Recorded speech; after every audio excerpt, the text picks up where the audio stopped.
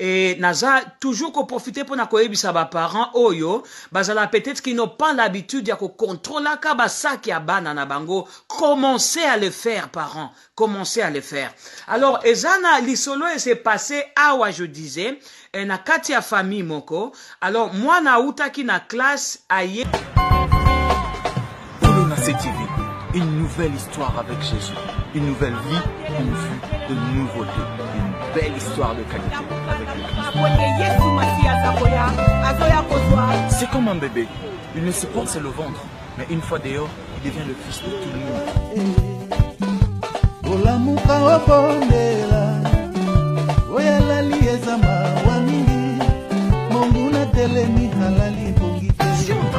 le aussi que les prédications et Gozala chaud, alors les titres, n'en parlons pas, parce que ici nous sommes sincères avec vous. Nous vous parlerons et nous nous adresserons à votre cœur. Jésus-Christ est Seigneur. Voilà pourquoi j'ai envie de vous dire Tolona Setiv, 100% Jésus-Christ. C'est les armes de Dieu, maman.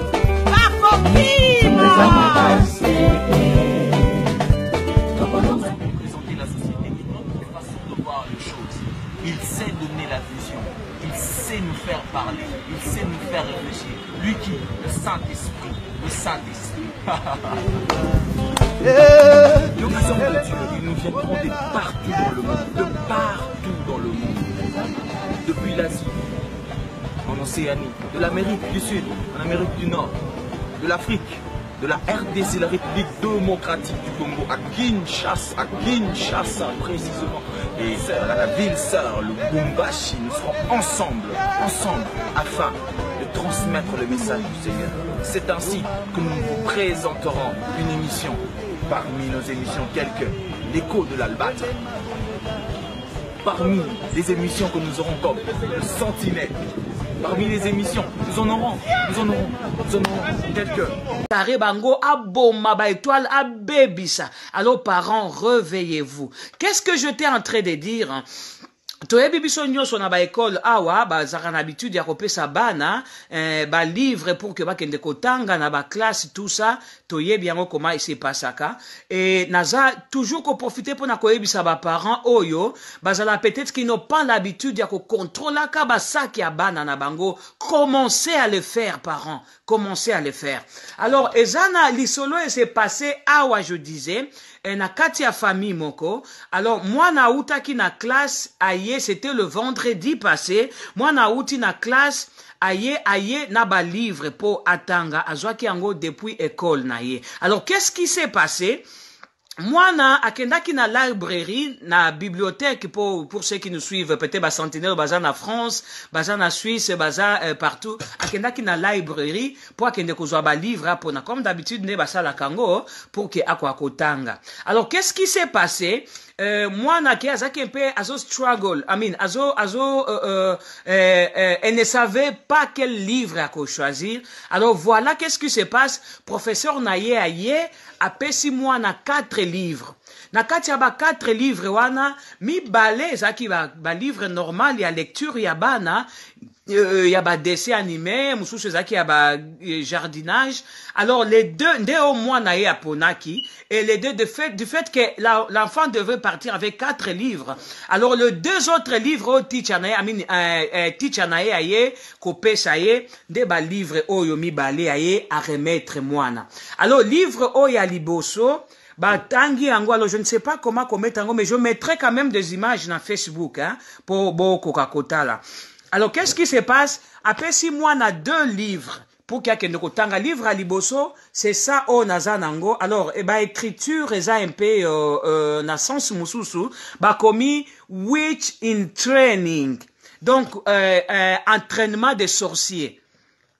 Des livres à liboso, oyo, aye, apesi mwana. Alors, na kati ya livre wana, na ekotala na kati bazo lakisa table nango ya matière eza awa do bazo lakisa comment mwana comment tangu sorcier mwana donc en fait sorcier akoko azo ko s'entraîner pona kopumbwa pona ko comment devenir un sorcier ou une sorcière donc witch in training.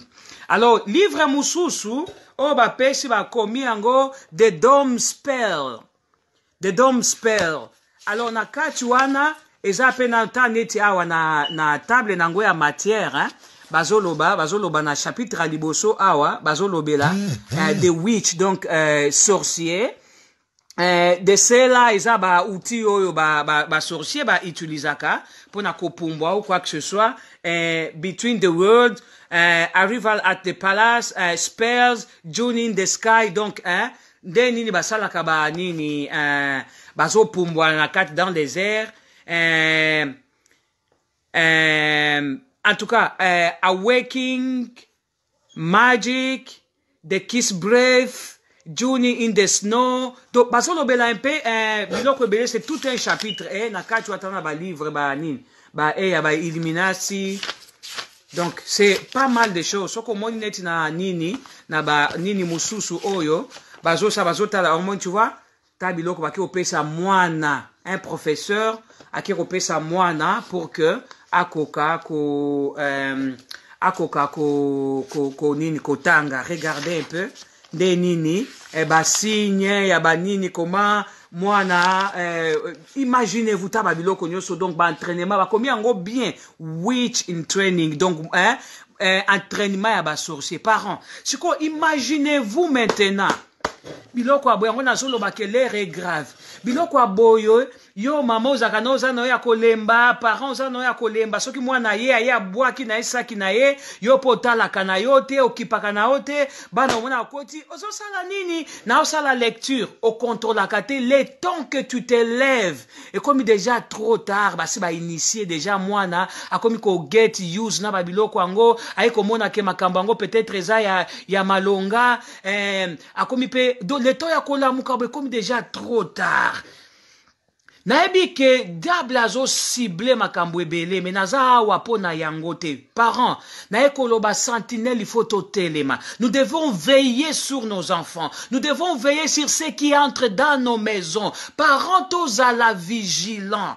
Tous à la vigilant. Parce que biloko aboye, imaginez-vous. Que biloko aboye mwana, aye abandi déjà kota, soki makambo nini oyebite. Oye komukoma boyo, koma dena mwana, koma kopumbwa, koma kuya kozwaye peut-être na butu, na ba soki ba maji mwana, koma initier l'état ola mukaboye trop tard. I beg you parent, I beg you, please. Boza la vigila, babi la confiance n'exclut pas les contrôles. Osana confiance na bana weba nanga bakosala mabete bakosala boete makila nza la mukaka na tongo bien aimé. Zwa makila sopa likolo ya bana na yo. Apply the blood of Jesus upon your children. Tango bazo kendo banzambe mabe moko ekomela bango te zinga bango. Toka batu ebele bazwa ba magina ba université bakoma initié na ba classe na ba école na ba club na makambo ebele. Et c'est ce qui preuve yangoyo. Paraso ki yo oza nanu ya kolala etali yo. Mais biso toza ba sentinelle to kolala te. Na kumisi nzambe parce que au moins to koti to moni biloko aboso pour nous dire que nous devons nous réveiller. Il faut to banda ko surveiller bana na biso. To banda ko surveiller nini ezokota na kati ya bandaku na biso. To banda ko surveiller nini oyo bana na biso bazo sala. Oko kende ko tika e na club. Oko kende ko tika e se wapi. Zalaka na ta ko koze kozana kozeri na mwana. Bien aimé kozala ko ba parents oto benga ba parents ba lionté oyo azakaka atomboka na bana saka be. Faisez de vos enfants de vos amis s'il vous plaît. Tuna kai classe ele kindenge nini. Kuna ese pasa kindenge nini. Kuna ndenge nini. Je me rappelle une fois, ça s'est passé aussi na kati ya ndaku nanga mwana moko ya classe. Kaka ndenge na za habitude toujours retourna ban. How was your school today? Class no ezaki ndenge nini. Omona ya mokono teacher sala kiboy. O camarade nanga sala kiboy. O boy na boy. O koyeba te soki bazo buli mwana na yo na kati ya classe oko solaka na ete. Omona ka mwana kei na ye azongi, tu ne parles jamais avec tes enfants. Soko moya zana mo attitude moko boy, tristesse moko boy, ayez l'habitude de parler. Parler tout na ye classe eleka kindenge nini, makambo se passe ndenge ni poto yeba. Voilà pourquoi, dans le cadre, il y a émission na biso ya sentinelle. Alors, na solo la ki likambo yo, na maman moko, na ba maman, na ba parents ebele na kati ya moi. Alors, moko ayebi singa boye. Après, si idée na alobi, non.